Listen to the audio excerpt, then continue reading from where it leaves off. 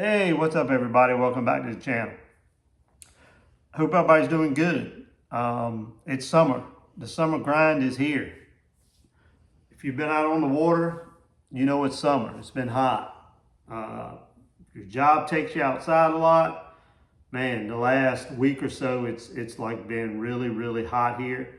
We've had tons of crazy storms in the afternoons, just like torrential rain. Storms pop up out of nowhere, thunder and lightning, freaking my two dogs out. I mean, it's been crazy as far as the weather goes. But it's definitely the summer grind. I mean, when it comes to fishing, this time of the year, that's what I call it. Today, I'm going to continue the river bass fishing series. We've covered several different bait topics and different things as far as just catching more bass in river systems. I got a lot of questions and a lot of guys that asked me if I would do a series on something like this, just because I guess there's a lot of stuff on YouTube about fishing the lakes in Virginia and North Carolina, and not as much talk or not as much coverage on the rivers. And I've fished a lot of rivers, you know, since I started bass fishing 25, 30 years ago in Virginia and in North Carolina, and even up the Potomac, up in DC and toward Maryland. So I've spent a lot of time on rivers. I'm by no means think I'm an expert, but I've learned some things, and it was cool to start this series because, like I said, it was requested by a lot of people that have subscribed to the channel, and I've enjoyed it. So we've covered, you know, other various topics, salt plastics, top water, the bladed jig, pitching and skipping a regular jig, or, you know, Arky style jig that I like to fish a lot. So today we're going to go over something that's like kind of near and dear to my heart, and that's crankbait fishing. I've made it no secret that's my favorite way to catch them. If I can figure out a crankbait bite, and I think it gives me any kind of opportunity to do well in a tournament, that's what I'm always looking for. But anytime I go fishing, I'm looking to try to catch some fish on a crankbait. I love crankbait fishing. It's something that when I first got into this sport, it's something I fell in love with. A lot of people like top water. Some people like jig fishing. Some people like, you know, just different things. I'm a cranker.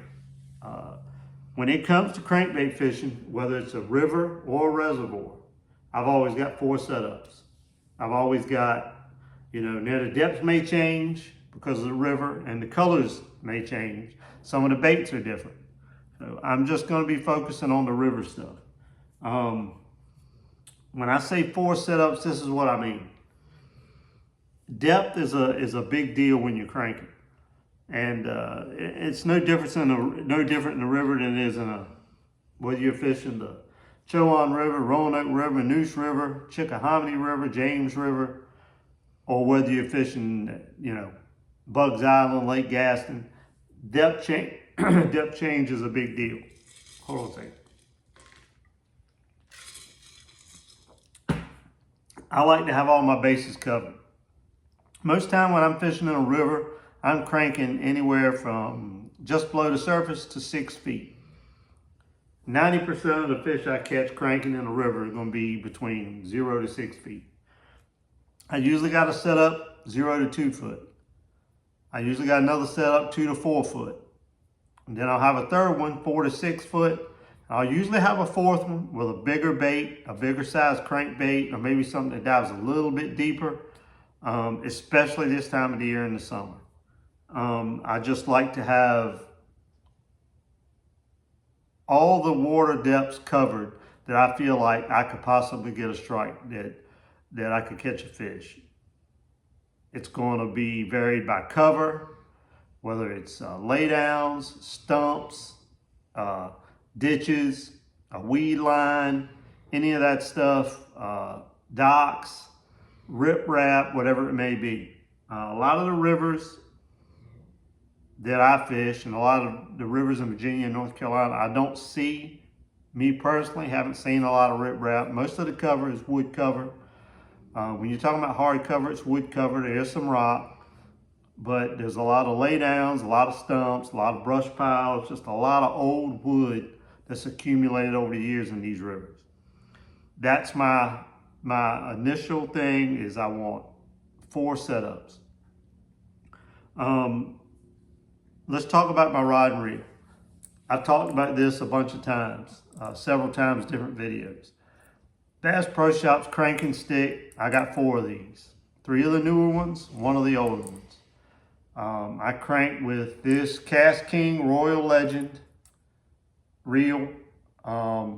It's the Royal Legend 2, I'm sorry. 5:4:1 gear ratio. That's all I ever crank with. I know some people crank with different, you know. I will say with a square bill, I will bump up to 6:3:1 every now and again. But 9 times out of 10, I'm always cranking with 5:4:1 in the spring, summer, winter, fall. That's just what I got confidence in. It's what I like to do. 12-pound Berkeley big game, 90% of the time. The green line, old green Berkeley big game is what I crank with. On occasion, I will go to 15. Depends on the cover. Depends on if I think I'm around a better quality of fish. Sometimes I'll go up to 15. Sometimes I'll go up to 15 just if I got a bait that I'm really got a lot of confidence in, but it's hitting bottom. And sometimes in the rivers, you got a lot of muck on the bottom, and I want to keep it just off the bottom. I'll go up to 15-pound line just to keep it from diving quite as deep as it usually would. That's the rod, the reel, the line. This crankbait right here, right now, is the only crankbait I have that everywhere I go, this is tied on. The last 2.5 years, I've gotten so much confidence in this little bait. This is the Black Label Bacon. It's the color's a weird name. It's just chartreuse with a powder blue back, but they call it Candy Dolphin. But got a little orange on the throat. You can see it. This is my right now. I have been through stretches over the years where I've had different crankbaits that I had a ton of confidence in. Some of them I still throw, some of them I still have a lot of confidence in. Right now, this little thing right here it's kind of like a flat side, because you can see it has flat sides, but it's a beefier, thicker crankbait. To me, it's like almost like kind of like a square bill. It's got a little circuit board lip. It dives down I say 2 to 5 feet. On 12-pound line, I think I can get down to about 4.5.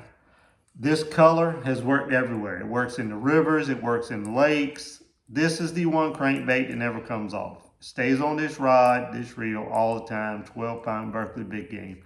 So I know balsa baits are pricey. Black Label, it's good stuff. Like I always say, I have no affiliation with them. I don't.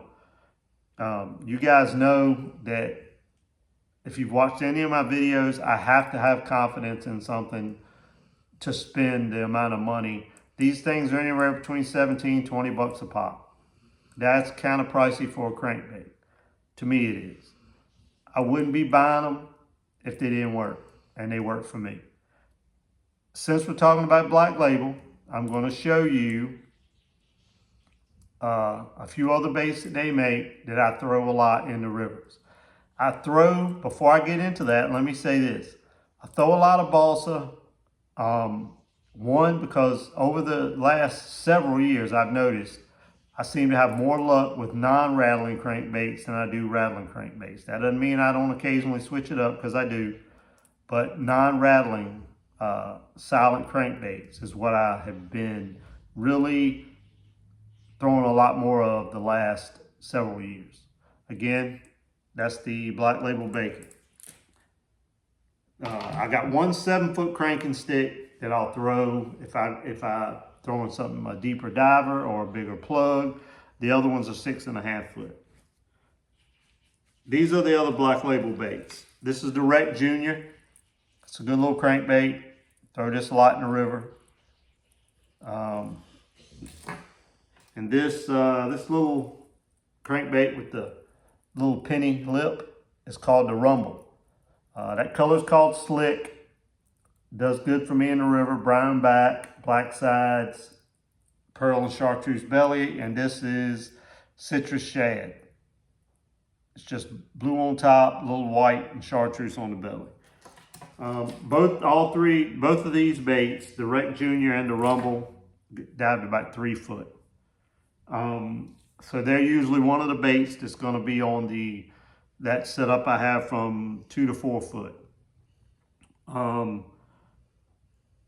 Wood baits, like I said, I got a lot of confidence in them.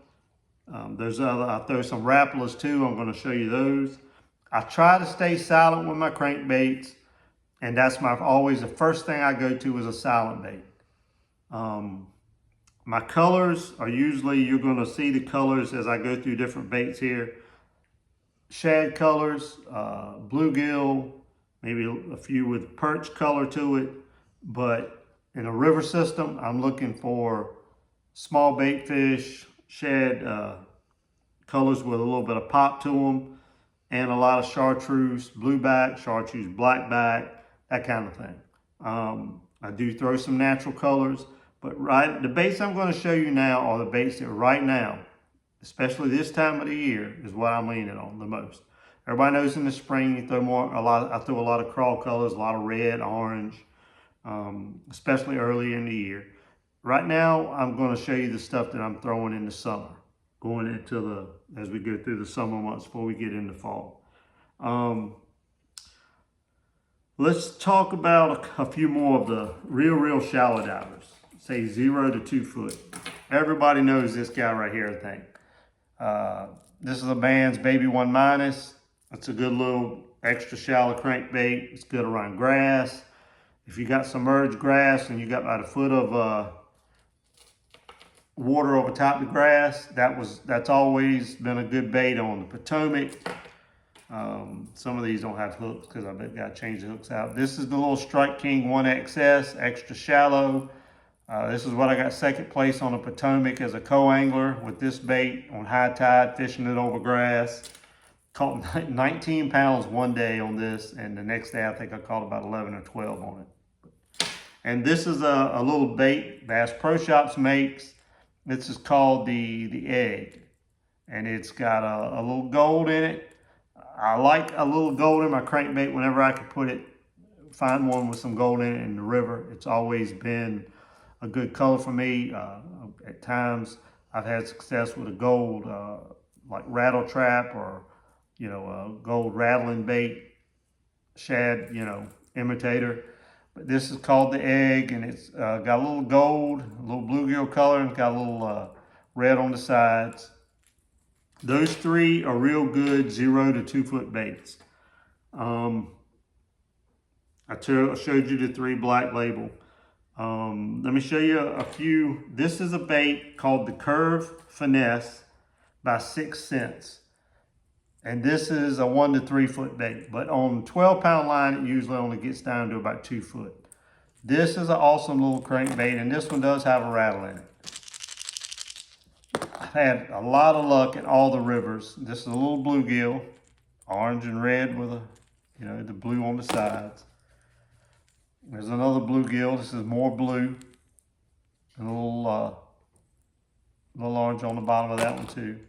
And this one here, this is a Chickahominy and James River killer for me. This bait with the chartreuse and the blue and the copper on top, man, I don't know how many of these baits. I got a couple of the older that the paint is just chewed off, and it came from fishing it on the James and the Chickahominy River. So those little 6 cents Curve Finesse, that's a good little crankbait as well. I'm gonna go over some of the baits, and then I'm gonna tell you more about the actual fishing of the crankbaits and what I look for when I'm cranking in a river. Can't forget the old 100 series Bandit, and this is a little Strike King 100 series. A little red and black with the chartreuse and blue with chartreuse. Can't forget your square bills. I throw a lot of the Bass Pro Shop square bills. That's chartreuse with a black back. A little matte finish chartreuse with a blue.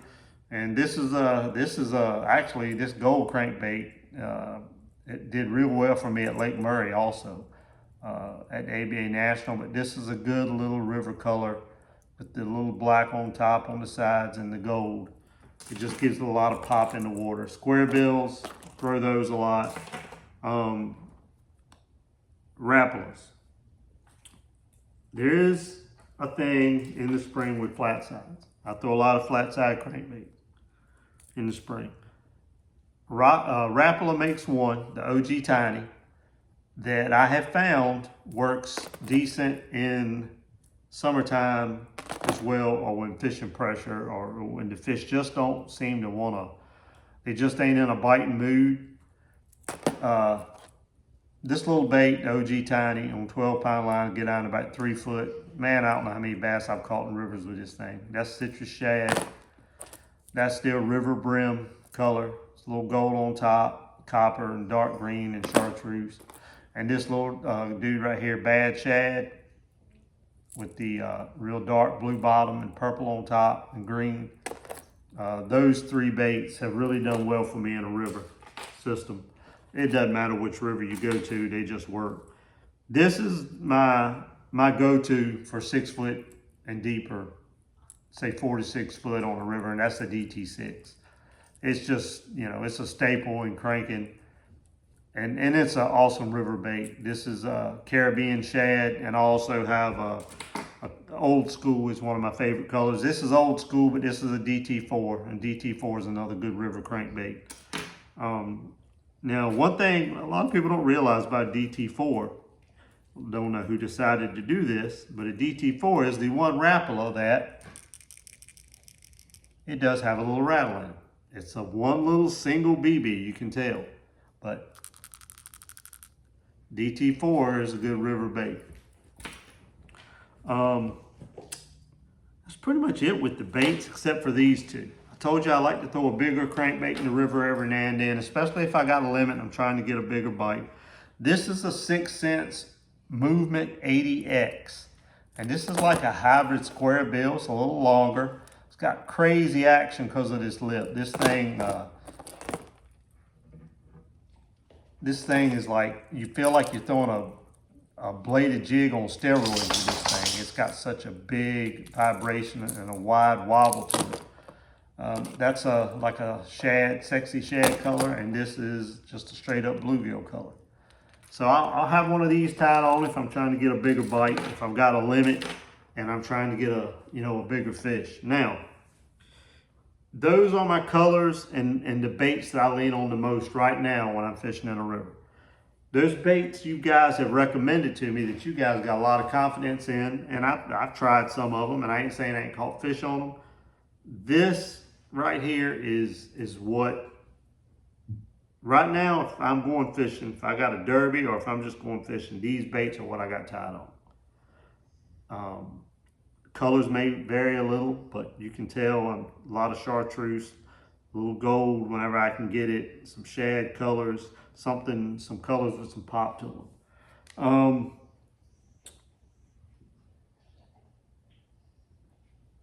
One of the most important things, sorry for that long pause, I got notes here because I don't want to miss anything. One of the most important things in river fishing, I've talked about this with the other river series videos as well, is the way the fish position on the cover. When you have current, you got to know that the fish are going to set on the back side. If this is a laydown and the current's coming this way towards the laydown, the bass is going to sit right here and wait for bait to be washed by. He's going to expend as little energy as he has to, because he knows that if he's sitting on the back side, and it ain't got to be much, doesn't have to be much at all, he is going to have a lot easier time and be more successful ambushing the bait if he's sitting on the back side of the cover as the current's coming by. Now, one thing I have noticed in the river, and this comes from so many years of fishing crankbaits, If you know, a lot of times in a river, bluegill, and this is just not a river, but in a river system in particular, the bluegill like to be up on the bank as close as they can be, because that gets them out of the current as well. And you know, bluegill spawn several times a year. So there's always bluegill in the shallows. What I have noticed is if you got, say this again, this is a lay down, a lot of times if they're feeding on bluegill, those fish will be positioned looking up towards the bank. And I have seen this because of when I'm working my bait down a lay down or through the cover, I can tell because I'll see them come off the tree or I'll see them come off the stump and they're looking towards the bank. Whenever I get strikes and I'm seeing that a lot, that's when I'm going to really start trying to lean more on my bluegill type bait, or the stuff that I think mimics a bluegill the best. A lot of times with the shad and other bait fish, they'll be sitting with their nose as the cover goes on the side, up against the back of the cover, with their nose out towards the end of the laydown, or out towards the outside of the stump where the main part of the current is coming through. But with the bluegill, like I said, I've noticed that they will position looking towards the bank. So whenever I catch a few fish and I see them and I can tell that they're positioned in a way where they're facing towards the bank, that's when I'll lean more towards the bluegill type stuff. The current is such a big deal, and some of you have asked me questions about tidal fisheries and current. It doesn't matter which kind of current you have. Most of the time you're going to be more successful fishing, and I've spoken about this before as well. If you have your nose of your boat into the current, you want to be fishing against the current. If the current's coming this way, you want to have the nose of your boat and you want to be fishing into it, because that is going to bring your bait. You're casting up current, and that's going to bring your bait down current, and that's going to look more natural. You're not going to see a whole lot of the bait and the things that the bass are feeding on swimming against the current. That's just not natural. So whenever you can fish and bring your bait along with the natural flow of the current, you're going to be more successful and get more bites that way. And how they position is such a big deal, and especially in a river system. Right now, I was talking earlier about how hot it was. The water temperatures now are probably some of the hottest they'll be all year. And even in a river, it's going to be hot. But whenever you got current and you got shade, and those two things can be very key when you're fishing in a river system, especially if you're crankbait fishing. The crankbait to me is one bait that you can make a fish bite or make a fish eat out of reflex, whether he wants to or not. You can do that with other baits too. You can do it with a bladed jig, you can do it with a spinner bait and a top water, you can agitate them too. But I feel like I can take a crankbait and I can make a fish bite when he does not want to bite. I can multiple cast to a piece of cover, to a laydown, to a stump, to a grass line, to, multiple casts with a crankbait are very important in the summertime, because you can almost just pester that fish into biting. I don't know how many times I fished a laydown and brought my crankbait down the laydown, a couple of times on the left, a couple of times on the right, then bring it down the center. And on that 5th or 6th cast, when you're just about to move on to the next piece of cover, to the next laydown, you get a bite. And that happens more often than you would think. Make multiple casts to targets, especially if your gut's telling you there's a fish there.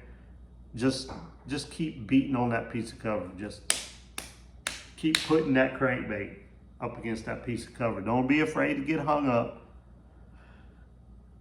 because a lot of times the 5th, 6th, sometimes even more casts, the 7th or 8th cast is when you'll catch that fish, and sometimes it's a good one. So a crankbait, I know I can pester them into a reaction bite. Probably better with a crankbait than any other lure there is. Shade lines, very important. Anytime you got a shade line, you want to fish as much shade as you can. If you start on a shady bank in the morning and then you see, that's one of my dogs. Then as the sun gets up, maybe the shade line goes to the other side. You want to cross over and fish the shade line on that side. You want to stay in the shade as much as you can. As much as you can. That's very important. Knowing the current, whether it's windblown current or it's tidal, that's a big deal. If you're fishing a tidal system, I've mentioned this before, usually the last hour of outgoing tide and the first hour of incoming tide is usually, from my experience, your best fishing time. That's when the fish are more active. That's when they know that the current's going out or coming in, the bait's going to be coming to them, and they're going to set up on cover according to which way that current's going. Another thing, hard cover and cranking just go hand in hand. A lot of times in the river you don't see as much rock or riprap or that kind of thing, but you always have lots of stumps. You always have lots of laydowns. A lot of times you have some docks. Hard cover is like a magnet to a bass when they're sitting and waiting in current to ambush to eat, to get their prey. You can't be afraid to put that crankbait right in the middle of it. And with time and experience, you'll know how to maneuver your crankbait through the cover, and it's just something that comes with time on the water and time keeping a rod and a crankbait in your hand, and you'll become more confident as you go along with that. You probably noticed a lot of the crankbaits I showed you were smaller baits as well. It's because there's a lot of smaller bait fish and a lot of smaller bluegill and bait in the river, but that doesn't mean you can't catch them on a bigger bait too, and that's why I usually keep at least one of those cranking setups. I'll keep a bigger bait on to try to get a bigger bite or maybe catch a big fish if I have my limit. I want to make sure I cover everything. Some of you guys have asked me questions about cranking in the past, so but that's pretty much the gist of it. Now, I want to show you one thing. Again, no affiliation. I'm sure you've all heard bait fuel. I use it on all my plastics. This is the bait fuel hard bait stick, it's called. And you just take this and you apply it, rub it all over your crankbait. It's like a soft paste almost. This stuff, I don't know how long it stays on the bait, but I can tell you it makes a difference and it helps. You might think that's crazy, I don't know. I was skeptical when I first bought it, but I had so much success with bait fuel on my plastics and on my bladed jig and stuff like that, that I said I'll try it, and this is like my third stick of this stuff. It works really, really well on a crankbait. You gotta apply it. I usually apply it like once every 15 or 20 minutes because I don't know how long it actually stays on the bait, but it's definitely something that could help. I think I've covered everything I wanted to. I show you, like I said, these are the baits that I've got the most confidence in. When I'm cranking in a river, I'm gonna have a bait for 0 to 2 foot, little Strike King. I'm gonna have on, one of these 6 cents, 2 to 4 foot. I'm going to have one of the Black Label crankbaits on. OG Tiny I'm going to have on. A DT6 is my mainstay for 6 foot or more. A lot of these square bills are, 3 to 5 foot. And that's how I go about. That's kind of like my own little system. I got a crankbait on to cover each one of those depth zones. One more thing, and I know I jump around a lot because a lot of times I put notes down, but then things come to me when I start talking about them. And I've talked about this before, and that's ditches. Anytime you're fishing a river system and you have these little cuts, if you go up in the creeks, you'll see little drains that come down into the main creek itself. Always fish the mouths of those things really, really hard. Just make multiple casts. Just like I said, toward the hard cover. Just always, anytime you see a depth change and you got any kind of ditch and when say the tide goes out and the water starts to drop, look for and learn where the cover is off the bank in those areas, because when that water comes back up, that cover's going to be holding fish again.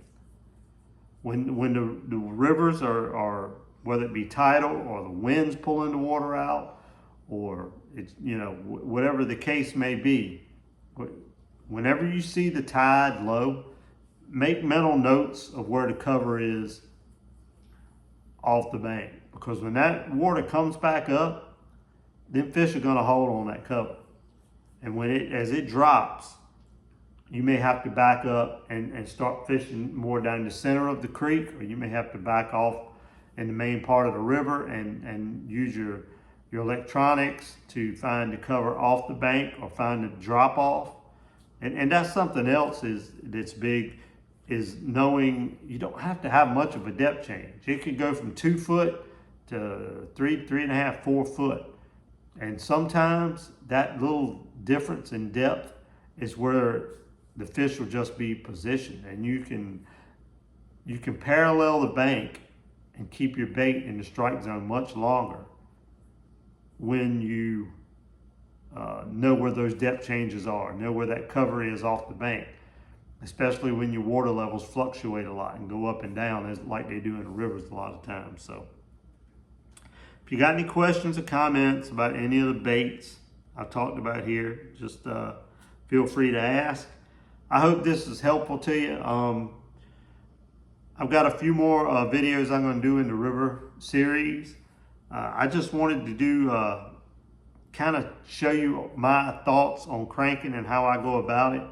It's a little different in the river than it is in a reservoir or in a lake or a bigger body of water. And I just wanted to show you the baits and the colors and pretty much my rod reel setup and everything I use to catch as many fish or be as productive as I can when I'm crankbait fishing in a river system. So I hope it helps. Like I said, if you got any questions or comments or anything, feel free to ask. Thanks to all of you who have subscribed to my channel. It's much appreciated. Bubba just got his hair cut and he's like scratching and stuff over here. Appreciate the some new subscribers. Appreciate all the comments and questions. And I know I jump around a lot when I make these videos sometimes. Like I said, I try to keep notes and try to give you as much good information as I can to help you. So when you're on the water, you can take it with you, and help you catch more fish. So thanks for watching. I appreciate it. And I will be back soon with another video. And tight lines to you guys, and I'll see you on the next one. Thanks.